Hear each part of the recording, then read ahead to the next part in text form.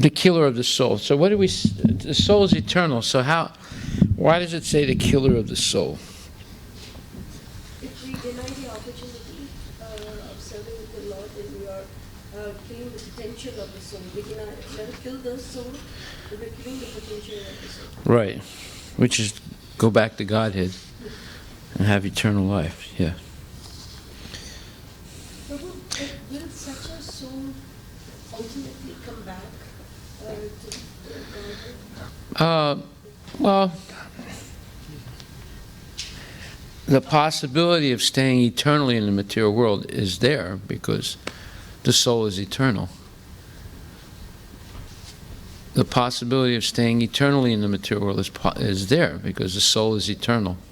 So if a person is very obstinate and refuses in all circumstances to be Krishna conscious, they could stay eternally in the material world and suffer. It's a pathetic state then.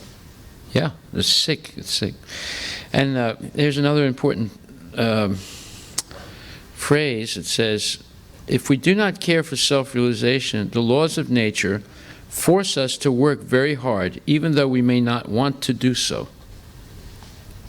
Human beings in this age have been forced to work hard like the asses and bullocks that pull carts. So, if we do not care for self-realization, the laws of nature force us to work very hard. Therefore, if you do care for self-realization, this is on page 31. Let's see. Is it there? You see it? Yeah, page 31. Right?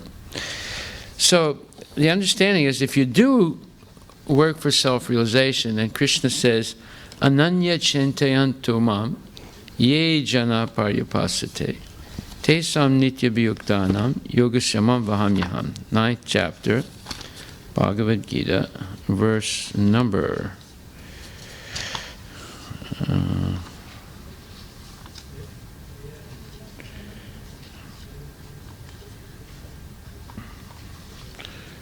22.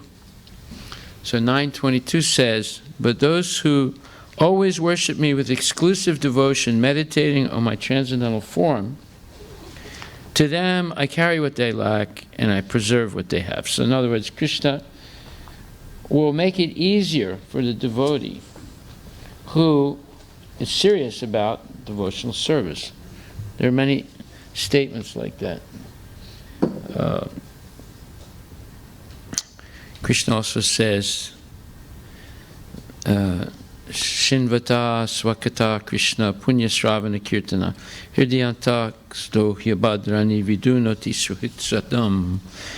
To hear about Krishna from Vedic literature or to hear from him directly through the Bhagavad Gita is itself righteous activity.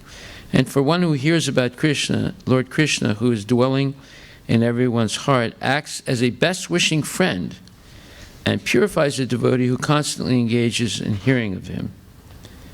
Which verse is this? This is first canto, Srimad Bhagavatam, 2nd chapter, verse 17, quoted in the 7th chapter, verse 1, purport. Bhagavad Gita, 7:1 in the purport. So, therefore Krishna becomes your friend because you're interested in hearing about him. And he helps you from within, purify the mind and the senses. And Krishna helps you by providing what you lack and preserving what you have. So here we have many statements, there are many more, where Krishna says he helps his devotee. But on the other hand, if a person doesn't care for self-realization, then the laws of nature force that person to work very hard, even though one may not want to do so. And proof is today, in this age, people are forced to work very hard just to make a living.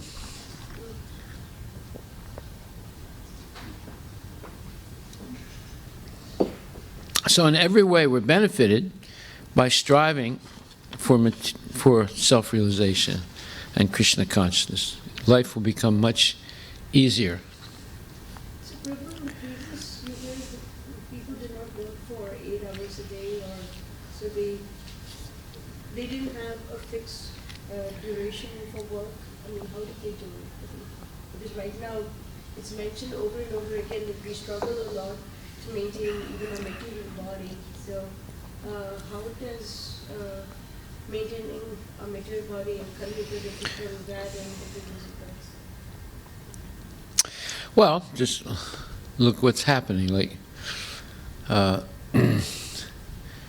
you have problems with weather, problems with insects, problems with social violence, you have political problems, you have health problems. And all those things put you in anxiety, and you have to work hard to solve those problems. So you have a car, so you need car insurance. You have to pay for it. You want to have a lot of communication, you have to get a cell phone, you have to pay for it. You want some entertainment because you're lonely, you have to pay for it, right? You get an Xbox, or you get television, or a channel television. You know, you want 500 channels, you have to pay for it, right? And then because you are watching too much television, then you get headaches, health problems. You have to pay for it, right?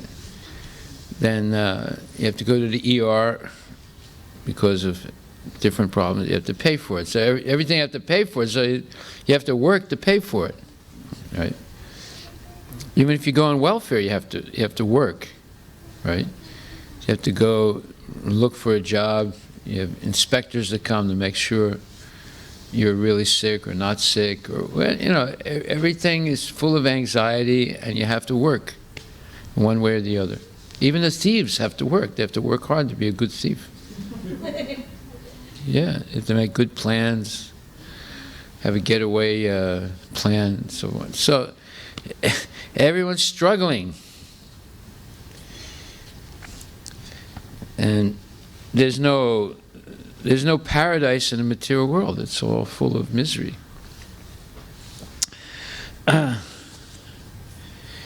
then, by simply striving or attempting to realize God or Krishna, one is guaranteed birth in a wealthy or aristocratic family. Page 32. And this is explained in the 6th chapter of Bhagavad Gita, where it says,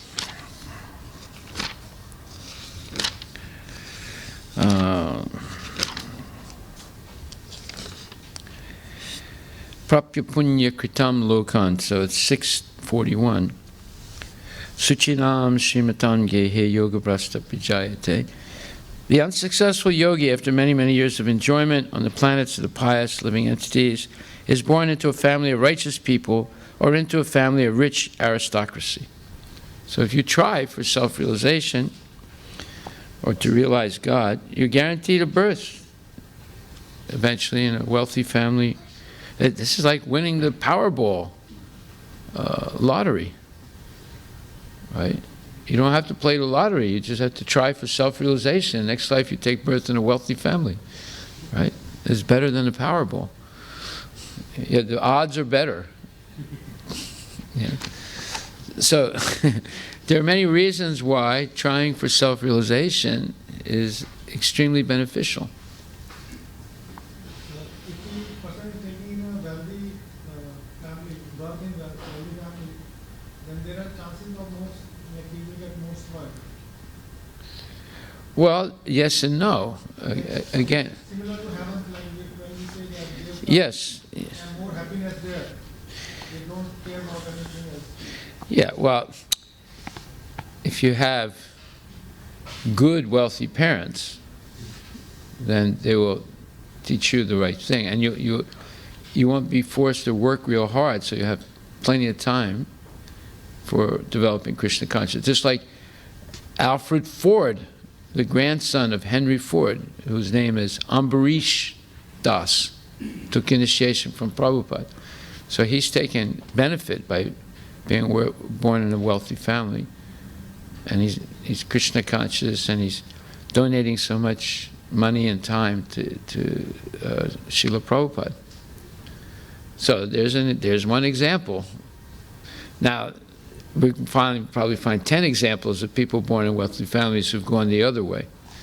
But that's the choice everyone has. What is the limit of our free will? We discussed that. Yes, Sanskriti. The limit is either following Krishna or not. Yeah, that's the limit of our free will. So that whether you're born in a rich family or a poor family, that's the limit of your free will. So if you take advantage and make the right choice, since you're born in a rich family, you don't have to struggle hard. You already have, all the money you need to live. So then you dedicate all your time to Krishna consciousness. If you're born in a poor family, you're obliged to work. But still, you can advance in Krishna consciousness just as much as a rich person. But you have a few more, let's say, real responsibilities. So it doesn't matter which type of family you're born into. Everybody has an equal chance to become Krishna conscious. So if you're born in a poor family and you try for Krishna consciousness, Krishna will provide what you lack, as he says in 9:22. If you're born in a rich family, then Krishna provides what you lack also, the opportunity to become Krishna conscious. Right? Okay. So in other words, whether you're rich or poor, you're trying for Krishna consciousness, Krishna will make it easy for you. Okay, so these are just a few little points from what we read yesterday. Now I hope you're writing down these questions, What does it mean by killer of the soul? We already answered, but you want to answer it again? Go ahead. Yeah. Kill of the soul, you don't kill the soul, but you kill the potential of the soul. Yes, which is to go back to Godhead. Harivilas. And then, if we don't care for self-realization, what happens? The laws of material nature force us to work hard, even though we don't want to. Right? And if you try for self-realization, what happens? Yes. At least you'll be born in a wealthy family or an aristocratic family in the next life, so that you have a chance to make further progress. Easily make further progress. Was that what you were going to say? Okay, good. You got it right. All right, so now we go to mantra 4. Anija deka manaso javiyo.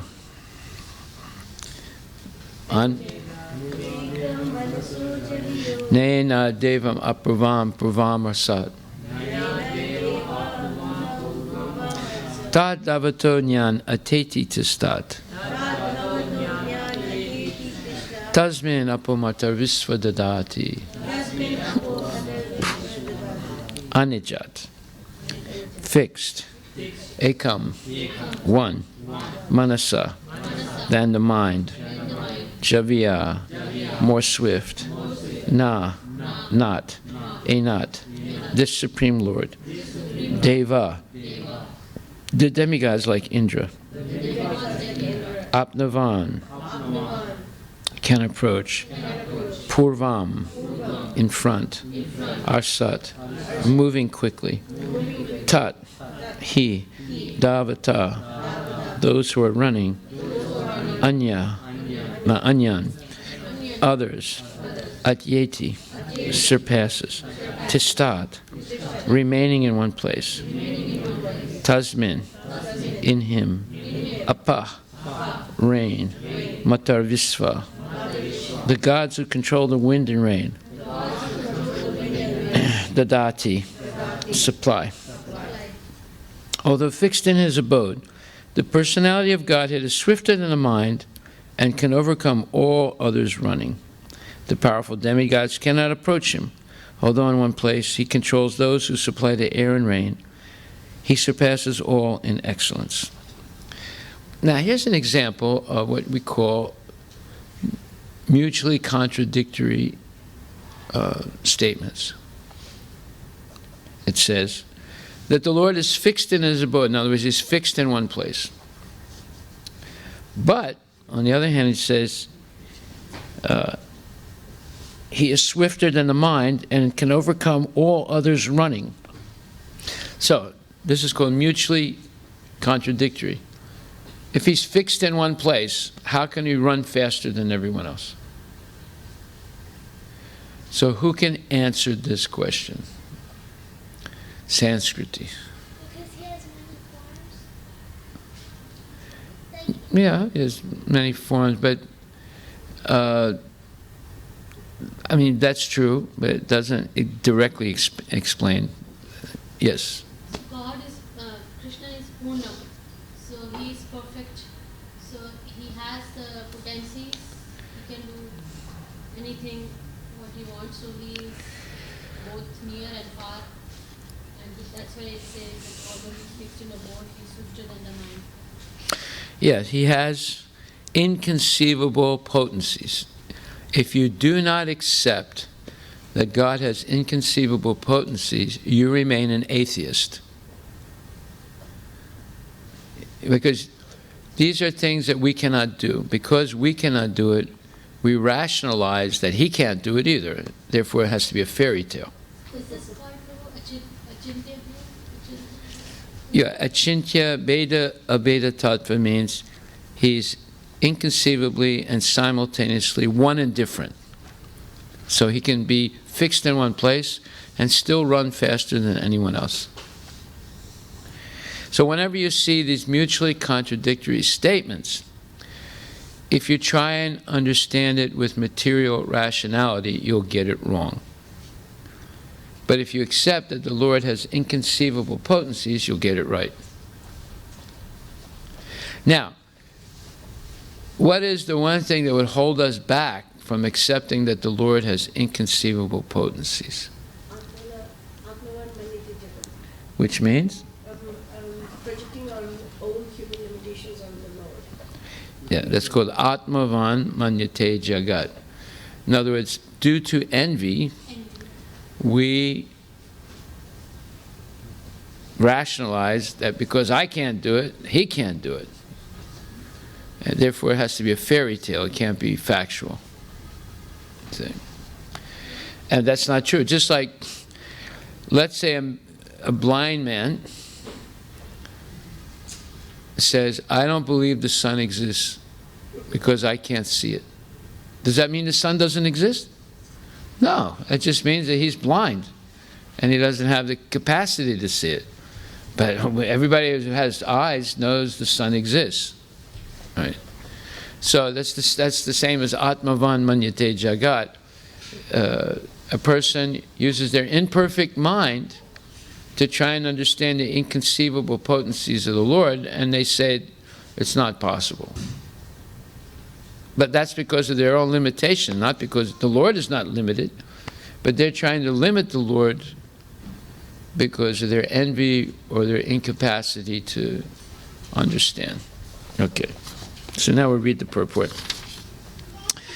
Through mental speculation, even the greatest philosopher cannot know the Supreme Lord, who is the absolute personality of Godhead. He can be known only by his devotees through his mercy. In other words, it's not enough that you have a PhD in philosophy or religion. It's not enough that you're a great scientist. Because if you try and understand something that is beyond your, let's say, empirical experience, this empirical is a big word, it means what you can perceive with your senses, then what do we say about the senses? The senses are imperfect. So I can't see on the other side of that wall. Because I can't see on the other side of the wall, does that mean there's no room on the other side of the wall? No. It just means that my senses are limited. I would have to walk past the wall and see if there's something there, but I can't see through the wall. But Krishna not only can see through the wall, he can walk through the wall if he wants, right? So he can do all these things that I can't do, and to claim that there's no room behind the wall because I can't see it is foolish. Right? So here it's saying, not only that, even if you could see through the wall, still, you can only understand Krishna if he permits you to understand, by giving you the intelligence to understand. So it's just like there was a famous man in America who was one of the most, he's still alive, he was one of the most prominent judges in the country. And when he was nominated to become a Supreme Court judge, the Democrats voted him down. Not because he was not qualified. He was more qualified than anybody else. But they were prejudiced against him. Now, although he had the qualification, he had to be voted in. So here's another example of that. Even though there's so many brilliant people in the world that have PhDs in Sanskrit and philosophy, but unless Krishna gives them his mercy, they cannot understand Krishna. Just like that judge was not made a Supreme Court judge because he had to be voted in by the Senate in the United States. So you see, just being very intelligent or a great scholar is not enough to know Krishna. One has to become a genuine devotee of the Lord through devotional service, and then the Lord blesses the person. But is regular devotional service the only way in which Krishna will allow the devotee to understand it? Yeah, that's 11th chapter, 55th verse, which says, Mat karma krin mat paramo, mat bhakta sangavarjita, nirvairak sarvabhutesu yasamamiti pandita. So 1155 says, my dear Arjuna, he who engages in my pure devotional service, free from the contaminations of fruitive activities and mental speculation, he who works for me, who makes me the supreme goal of his life, and who's friendly to every living entity, he certainly comes to me. And also 1154, which says, Bhakta tvananyaya sakya ham evam vidururjana gyatam drastum chatatvena pavestam cha parantapa. My dear Arjuna, only by undivided devotional service can I be understood as I am, standing before you, and can thus be seen directly. Only in this way can you enter into the mysteries of my understanding. Then in 1850,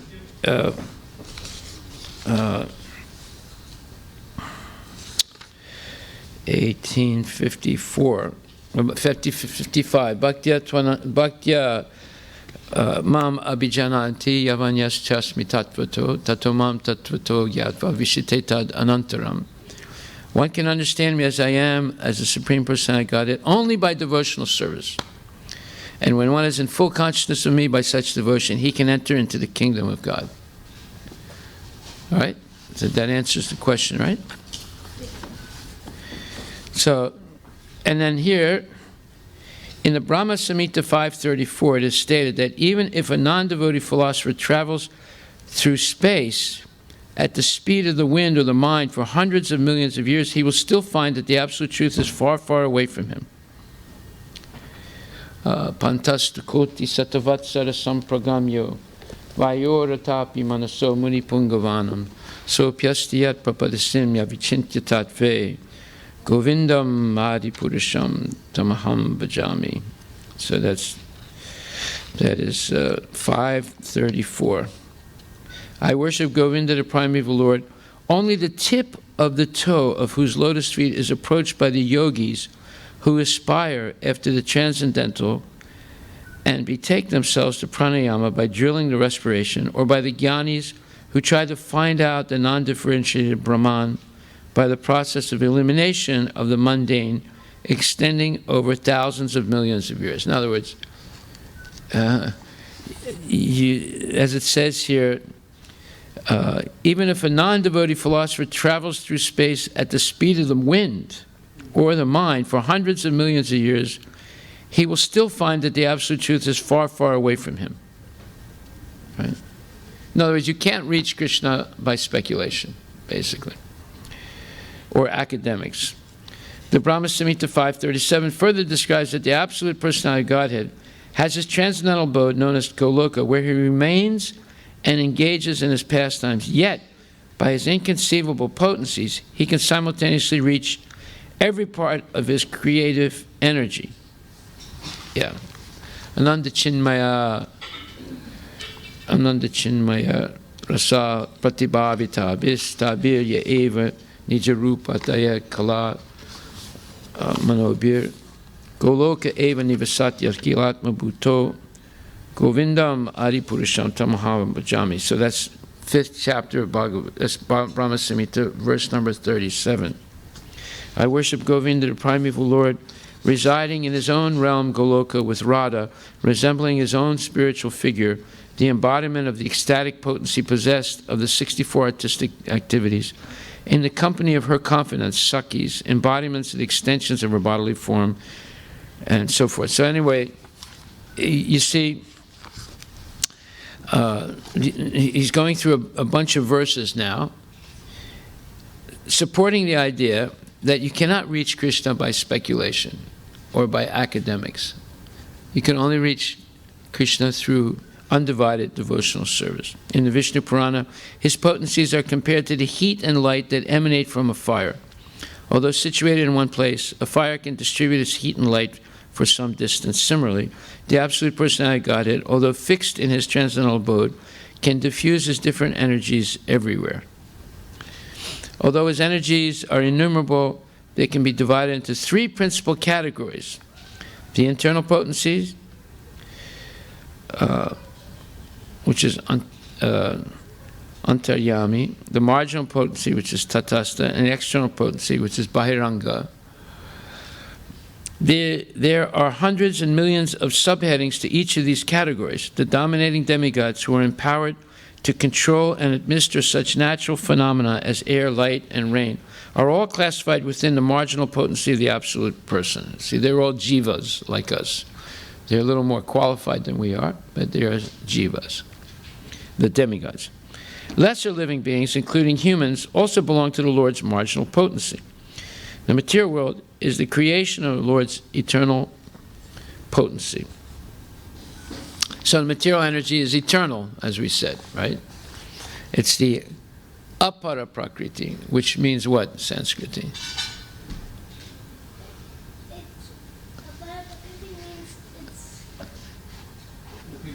Inferior energy. And what's the superior energy? It's,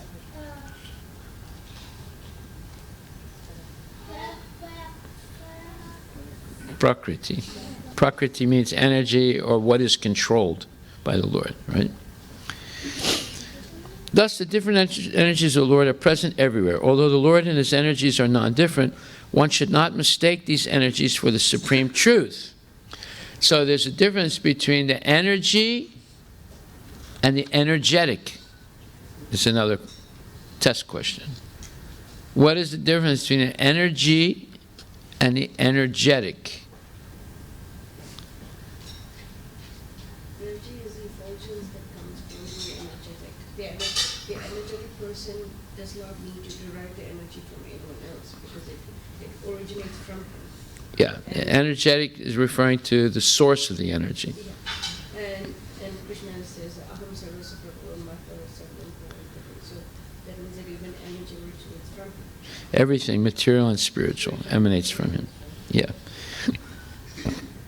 So, materialists are interested in the energy of God, and the devotees are interested in God himself. Just like selfish people who approach a rich man, they approach him not because of himself, but because of his money right? They would like to have some of his money. But rich people are always wary. They say, is this person coming to me because they actually like me, or they just want to get some money from me? See, they know what's going on. So therefore, they end up with the conclusion that very few people actually like them. They're just approaching him because they like his money. If he didn't have any money, they would ignore him. So in the same way, materialists approach God for his money or his energies, right? They want to dominate some of his energies. But the devotees approach Krishna because they don't want to dominate his energies. They want to serve Krishna with love. They're interested in the person. Just like if you had two friends, one was only interested in getting something from you, and the other was interested in being a genuine friend, which one would you like? The second one, because the first one is not a friend. Yeah, the first one is not a friend. If you didn't have something that they desired, they would ignore you. Yeah. So whether you're interested in the person or you're interested in what the person has that you can get, say. Prabhu, isn't the Lord completely renounced that he is not attached to his own energies, right? So wouldn't he know the person is trying to approach him for his energy, or if the person is trying to approach him for himself? Yeah, Krishna is omniscient. What does that mean? He knows everything. Omniscient means he knows everything, right? So those people who, just like, let's say you go to a very rich person, but you're only there to get something from him. So to get rid of you, he said, okay, I'll give you $250. So you go away and say, I got something, but you didn't get anything. He's got $250 million, right? He just gave that to you to get rid of you, right? So if people approach Krishna for material things, he gives them something through the demigods, right? But that's just to get rid of you. You say, and people say, ha ha, I outsmarted him. They were outsmarted. They don't realize it. So, but when you come to Krishna sincerely and not ask for anything, but offer yourself and your service to the Lord, then Krishna is vulnerable. He's not vulnerable when the cheaters approach him, but he becomes vulnerable when a devotee approaches him with pure love. What does that mean, vulnerable? He makes himself available to that particular person. He is moved by that person. He's ready to give himself. Now, what's an example of Krishna giving himself? Wait a minute. What's an example of Krishna giving himself to a devotee? What? So he was ready to act as chariot driver for Arjuna. Yes. He gave himself. He's subordinating himself to his devotee. Yes. Yeah, he saved Prahlad Maharaj. He went way out of his way to save Prahlad Maharaj, not once, but many times. Right? So here you see that Krishna will subordinate himself to his devotee out of love for the devotee. And for those people that approach him for material things, he gives them something. But they don't realize. Then why are so many people doing it? Exactly. Yeah. Okay, thus the different energies of the Lord are present everywhere. Although the Lord and his energies are non-different, one should not mistake these energies for the supreme truth. Nor should one wrongly consider that the Supreme Lord is distributed everywhere impersonally, or that he loses his personal existence. So this is what the Mayavadis say. Well, if you say he's everywhere present, then that means he's no longer whole. He's no longer Purnam. Well, what verse defeats that false concept? The first indication. Wait a minute, don't answer all the questions. And raise your hand if you're going to answer something.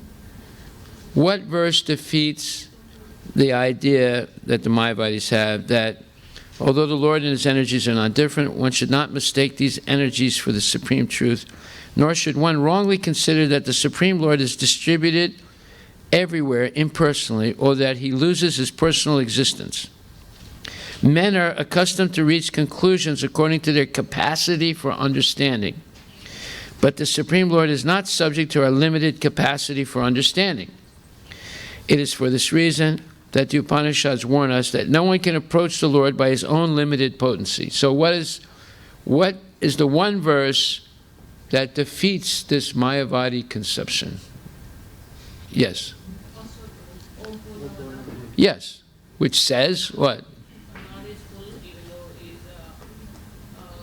he has different knowledge with the expansions, he still remains as full. Yeah, he's perfect and complete. And even though innumerable perfect and complete unities emanate from him, still he remains perfect and complete. So his wholeness is not diminished. He's always Purnam. So these are false concepts based on the fact that people are trying to reach conclusions according to their own limited capacity for understanding, or Atmavan Manyate Jagat.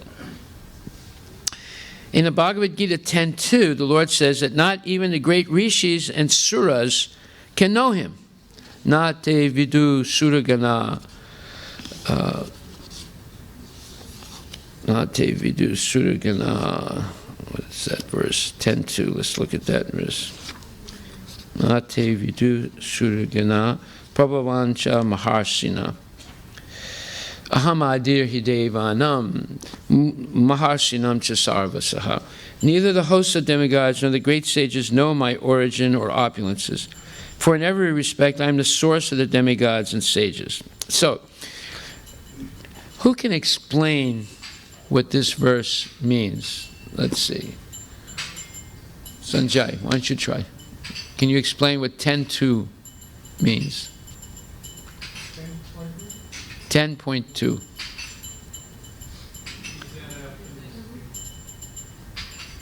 Yeah, it's on a board.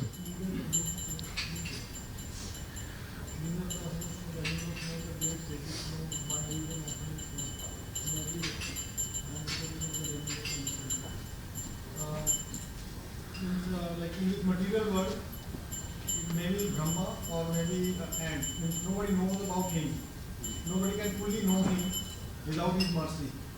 Okay, but what he's saying, for in every respect I am the source of the demigods and the sages. What does that have to do with not knowing him? But he's the source of everything, basically. Now, that's true, but... Well, okay, what are you going to say? So neither the host of demigods nor the great sages know my origin or opulences, for in every respect I am the source of the demigods and sages. So basically, even the demigods and sages or even Brahma, nobody can understand Krishna, because if they try to speculate by the limits of their speculation, or they try to define Krishna, that way they cannot define, because everybody has imperfect senses. So they can, they will always reach, because they are trying to understand by knowledge. So Okay, now, give me a practical example so it clicks. You know, the thing goes click. Now I understand. Only by devotional service I can understand. What? Only by devotional service I can understand. That's true, man. Okay, what do you want to say? So I think even the knowledge that is given to demigods by God himself. So like in every respect, like even so when he's saying that they don't know him, because even the knowledge was given to them by him. But if he gives the knowledge, they'll know him.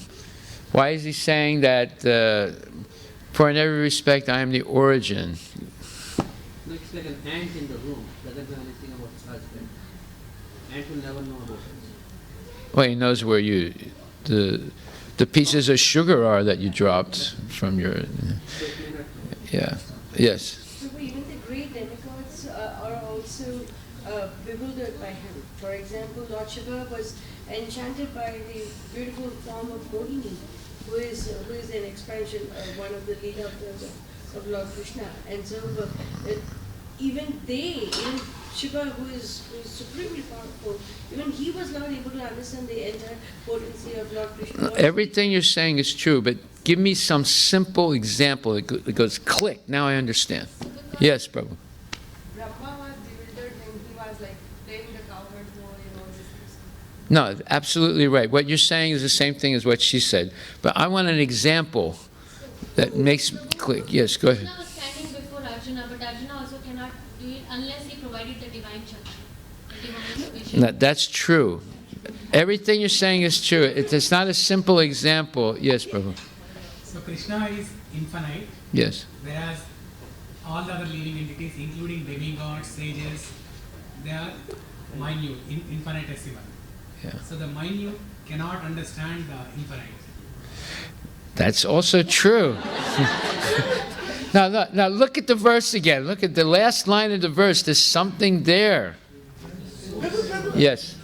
One second. Oh, I am the source of sages and demigods. Yeah. So what does that tell He you? is the source. Only Krishna can know about himself. That's very true. Now you're getting a little closer. Now you're getting closer. Yeah. Yes, Prabhu. One more try. Come on. The demigods and sages, it means like he created demigods and sages and like only Krishna can know.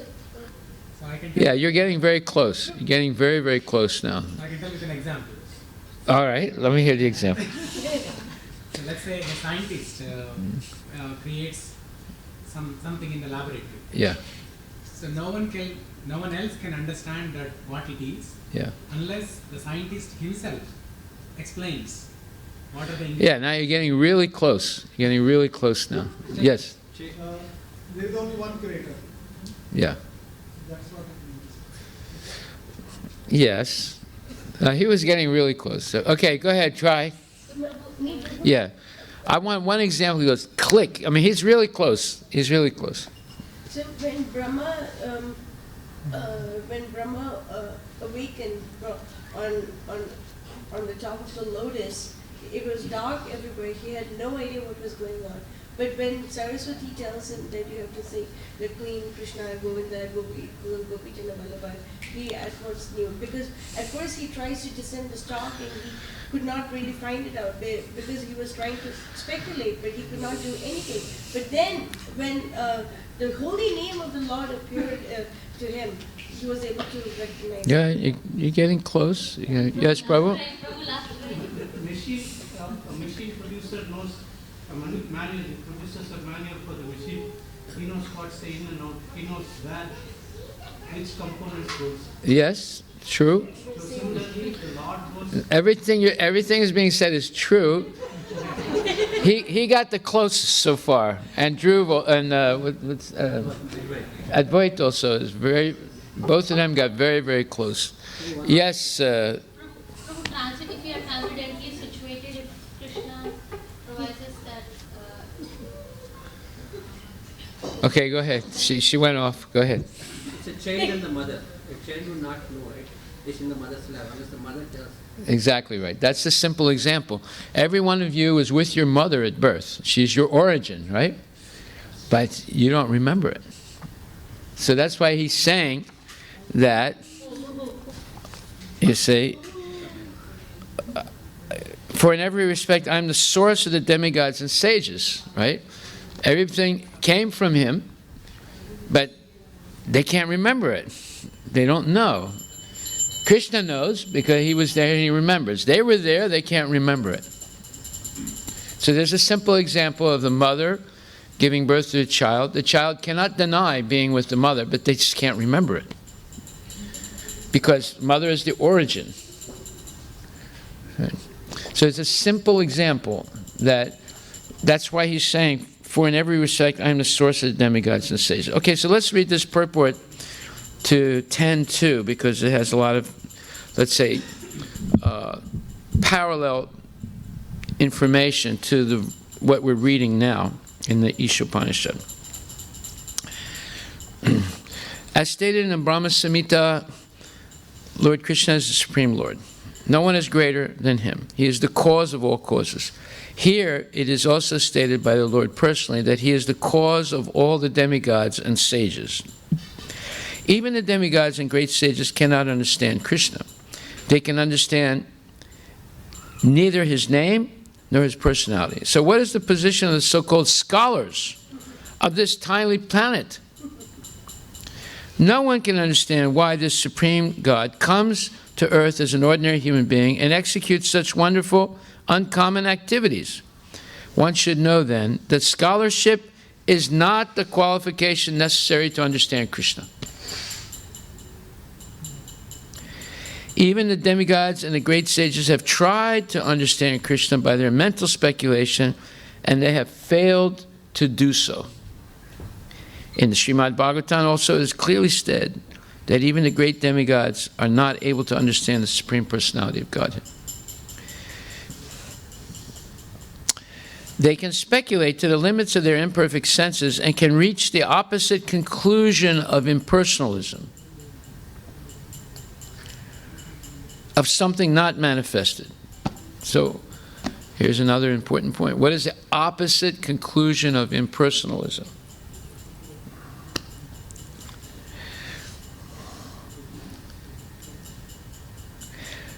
Something not manifested by the three qualities of material nature. Or they can imagine something by mental speculation, but it is not possible to understand Krishna by such foolish speculation. So the Buddhists imagine something not manifested by the three modes of material nature. It's called the avyakta state. And that's why the Buddhists are still atheists, because they believe in either a void or the unmanifest state of material nature as the ultimate state. Whereas the impersonalists, now Buddhists are a type of impersonalist. What's their type of impersonalism? Namaste Saraswati Deve Gauravani Pacharine Nirvisesa Sunyavani Paskatyada. So they're Sunyavads. They believe in zero, in voidism. Or unmanifest state of nature. There's different kinds of Sunyavad also. Whereas the impersonalists, they believe in the Brahmajyoti. So that's spiritual.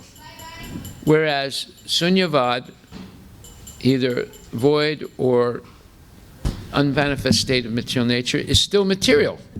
The unmanifest state of material nature is the flip side of the manifest state. So it's still material. And the void, well, that's an illusion. There is no void in the creation of Krishna.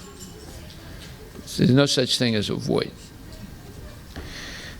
As soon as there's a void, what happens? It gets filled up. Right? I mean, you could create a vacuum in a tube, but as soon as you open a little hole in the tube, immediately it's filled up with air. So there's no real void in the creation of Krishna. It's an imagined state. Have you seen one? I haven't seen one. Then you don't know if it's a fact. It could be a speculation. A scientific speculation. Yeah. As soon as you see it, you get sucked up into it and you die.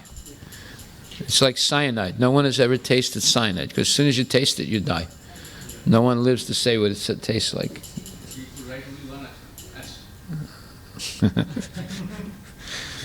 Okay, so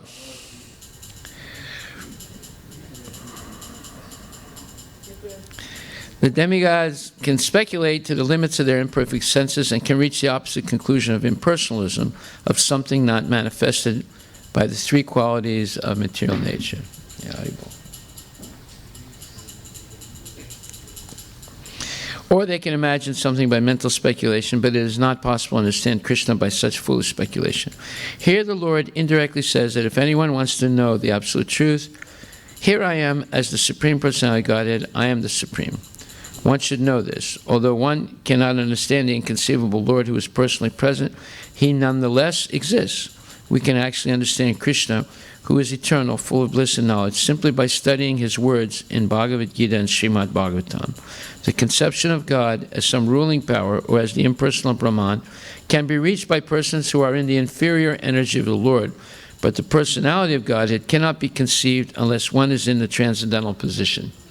Can someone explain this statement in more simple language? You need to look at it in the Bhagavad Gita. What does this statement mean? Prabhu, which statement? Simply by studying? The conception of God as some ruling power, or as the impersonal Brahman, can be reached by persons who are in the inferior energy of the Lord. But the personality of Godhead cannot be conceived unless one is in the transcendental position.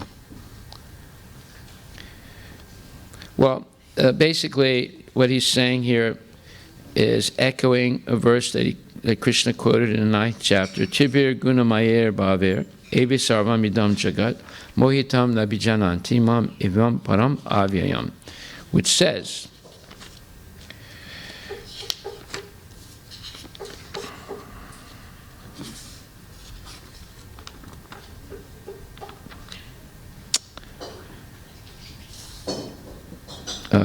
sorry, 7th chapter, which says, 7th chapter, verse 13, deluded by the three modes, goodness, passion, and ignorance, the whole world does not know me, who am above the modes and inexhaustible. In other words, you can understand, it's possible to understand Brahman. It's possible even to understand something about Paramatma, even though one is still conditioned by the modes of material nature. But it's impossible to understand Krishna unless one is free of the influence of the three modes of material nature.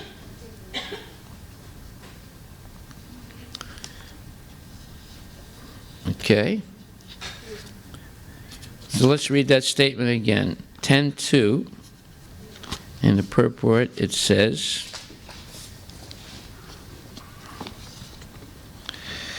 the conception of God as some ruling power, or as the impersonal, forget about what I said about Paramatma. The conception of God as some ruling power, or as the impersonal Brahman, can be reached by persons who are in the inferior energy of the Lord, but the personality of Godhead cannot be conceived unless one is in the transcendental position. So you can understand something, like people say, Allahu Akbar. Yeah, God is the greatest.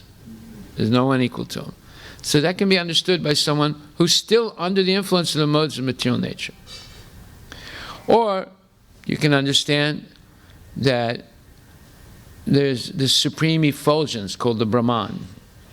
Even though one is still under the influence of the modes of material nature, they can understand. Like, for example, someone takes LSD, they get a very quick, very short glimpse of the Brahman. I'm not kidding you. But it's artificial, right?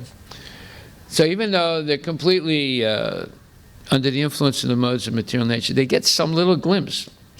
But to understand Paramatma or Bhagavan is impossible unless one transcends the influence of the modes of material nature. Now the question is, I'll ask this question, this is going to be discussed probably in this purport. Let me just see if it can do it. Well, later on, it said, how do you transcend the influence of the modes of material nature? Anyone who studied Bhagavad Gita should be able to answer this question. What verse? 14:26. Mam chayo vibicharena bhakti yogena sevate sagunam samatityaitan brahma bhuyaya kalpate.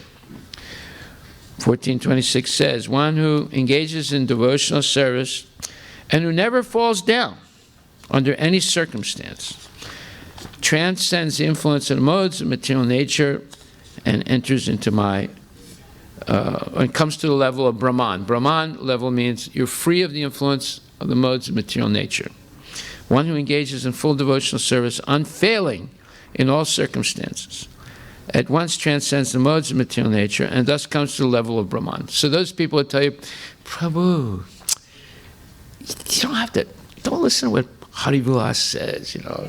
You have to engage all the time in devotional service. Spend time with your family, go to Montana, go to the movies, go out to restaurants, you know, have a good time, you know, take it easy, you know, don't get so involved in the temple, you know.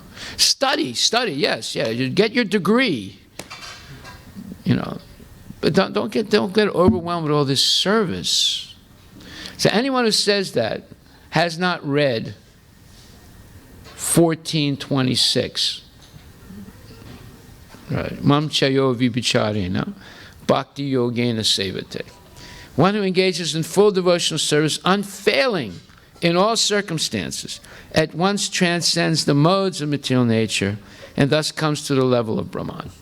So if you want to come to the Brahman level, which is the only level in which you can understand Krishna, according to what we just read, then you have to be engaged fully in devotional service.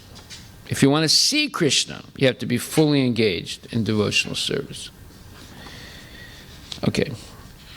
So then we'll finish with the rest of this Bhagavad Gita purport.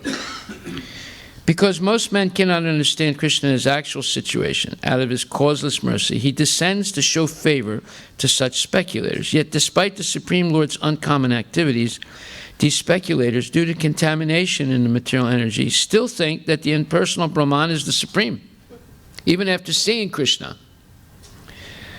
Only the devotees who are fully surrendered unto the Supreme Lord can understand by the grace of the Supreme Lord that he is Krishna. The devotees of the Lord do not bother about the impersonal Brahman conception of God. Their faith and devotion brings them to surrender immediately unto the Supreme Lord, and out of the causeless mercy of Krishna, they can understand Krishna. No one else can understand him, so even great sages agree. What is Atma and what is the Supreme? It is he whom we have to worship. That's why we worship the deities. So it's a very nice complement to this verse of the Isopanisad, which says, although fixed in his abode, the personality of God is swifter than the mind and can overcome all others running. The powerful demigods cannot approach him. Although in one place he controls those who supply the air and rain, he surpasses all in excellence. Hare Krishna. So, any questions? So once you transcend the modes of material nature, Yes. so the four defects goes away. Yes. Okay. That's when. Yes. That's when you basically try to. Well, if you are under the, let's say, scrutiny of Shiksha and Diksha Guru, even if one of the four defects are manifested, you're quickly corrected. But if you avoid the close association of Shiksha and Diksha Guru, you can still get affected by the four defects, because you're still in the material world, you still have a body. Shri Radha Nila Madhave Ki Jai, Hare Krishna. Right? So, you know, coming to the Brahman level, you have to accept the whole enchilada, as they say in Latin America. You're never independent of Guru, meaning Shiksha and Diksha Guru. And they always are directing you and checking on you in your devotional service, so there's no deviation. So even if you do make a mistake, it'll be quickly corrected. Haribo. As long as we have a material body, we're prone to make mistakes. But under the scrutiny of bona fide devotees, those mistakes are very quickly corrected. Unless you go to Montana on vacation, then who knows what you're doing there, you know. Haribo. All glories to Prabhupada. Hare Krishna. So, are we writing down all these questions? Huh? Maybe everything was just streaming, or maybe we can always go back and re-listen to the lectures. That's theoretical. Writing it down in the class is practical. That we'll go back and look at the streaming. That's theoretical.